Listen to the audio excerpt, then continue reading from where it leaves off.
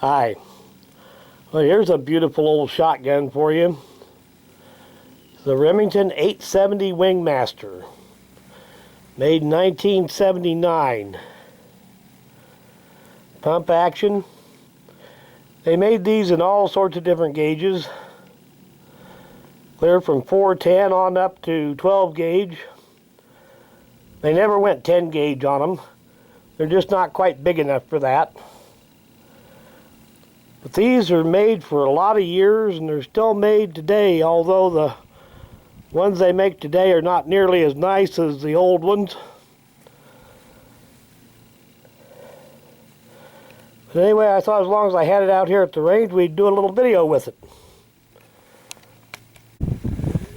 Okay, now this one is old enough it's chambered for 2 3/4 inch shells.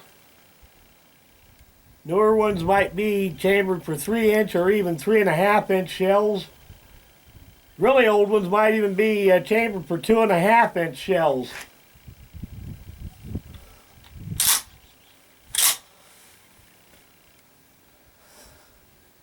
Helps if you take the safety off.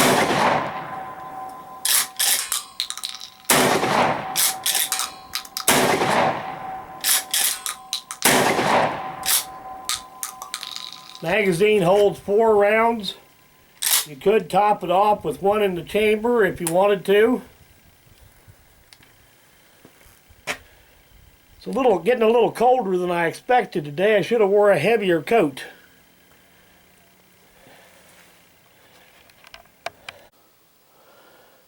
Well, these old 870 WingMasters are beautiful guns.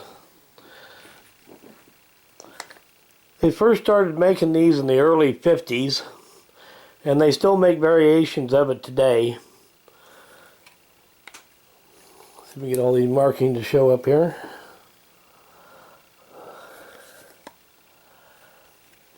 And the original 870s, of course, they didn't have the vent rib.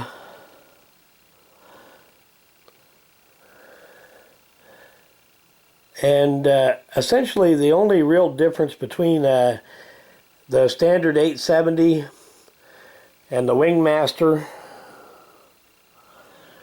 is that the WingMaster has nicer wood, nicer finish on it. Some of the later 870s were referred to as express models, which had kind of a crummy finish.